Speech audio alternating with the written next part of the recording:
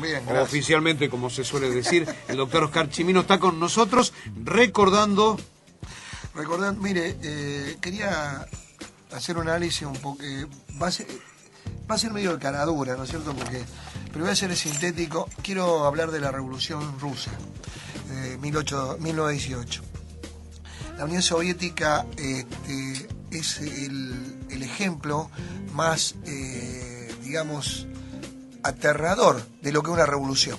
Porque, o sea, para crear una república, ¿no es cierto?, se tiene que tener, según algunos historiadores y algunos pensadores, se tiene que tener ciertos elementos, digamos, del pasado que redundan sobre las decisiones que se hacen en el presente para que en el futuro tengamos una nación.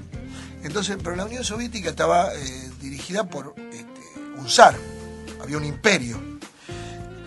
¿Y qué pasó? El imperio comenzó a producir eventos muy críticos con respecto a la sociedad. Por ejemplo, digamos, los emperadores tenían una concepción muy baja de lo que era la ciudadanía, eran todos servidores.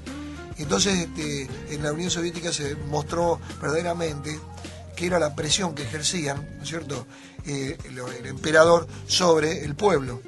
Y llega a tal presión que en la Primera Guerra Mundial mueren millones de rusos en esa guerra, enfrentados con Francia, con lo que vendría a ser el Imperio Austrohúngaro, y donde se prueba una vez más que la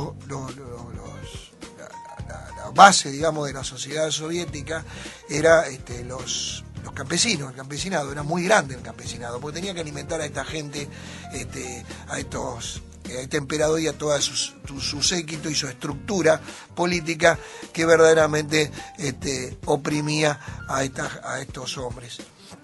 Y fíjense ustedes qué cosa llamativa, la Revolución Soviética de 1918 se basa, digamos, en una concepción, o sea, sacan el concepto de Marx de 1870, 1890 y lo traspolan a un país. El fenómeno Marx no pudo, si bien hizo algunas experiencias en África, no pudo traspolar su idea a ningún país. La Unión Soviética, en la Revolución Rusa, intenta, ¿no es cierto?, producir el fenómeno del marxismo en un país tan poderoso como era ese. Bueno, voltean al zar, ¿no es cierto?, y se produce una división en el marxismo, en el gobierno también, entre los mencheviques y los bolcheviques. Y los mencheviques al principio consideraban, como eran burgueses, como muchos de ellos eran burgueses, como era en el caso de León Trotsky, era burgués, era abogado.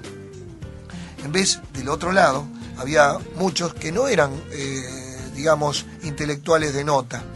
Bueno, un sector pensaba que podía hacerse un pacto con la burguesía de la cual ellos venían, de la burguesía nacional soviética, y otros no estaban de acuerdo con hacer ese pacto. Ganó, ganó el pensamiento más extremo y fíjense ustedes que León Trotsky, que era un poderoso hombre en la política soviética, se tuvo que fugar de la Unión de Rusia y se trasladó a México, donde fue asesinado por orden del gobierno ruso, porque después el hombre más poderoso, ahí se produce, digamos, un gobierno dictatorial terrible para la Unión Soviética. ¿Por qué? Por un lado, tienen la purga, ¿no es cierto?, de los rusos blancos, de destrucción, de tratar de liquidar no solamente digamos, el imperio y la estructura, sino también de destruir ese sector ideológico que podía mejorar, digamos, la posición tan extrema que tenía la Unión Soviética en ese momento. Entonces se murieron millones de rusos y también terminó con la liquidación de una gran cantidad de soviéticos la Segunda Guerra Mundial. Por eso digamos, y como síntesis de todo esto, cómo se crean las naciones y qué es lo que quieren los pueblos para esa nación. La estructura política de la Unión Soviética a partir de ese momento era cumplir con el concepto de Marx de la dictadura del proletariado, que la tuvo con Stalin, ¿no? Bien, bien. Bueno, esta es una forma de recordar la historia, de ubicar en primer plano aspectos que en definitiva tienen que ver con toda la humanidad. La mirada del doctor Oscar Chimino en este que es un buen consejo a la hora 8:18 minutos. Gracias, Oscar. A una próxima reunión ya nos vamos a estar encontrando. Gracias. Usted está escuchando Radio Gran Rosario 88.9. La de mayor alcance, la más profesional, la de mayor audiencia. Radio Gran Rosario.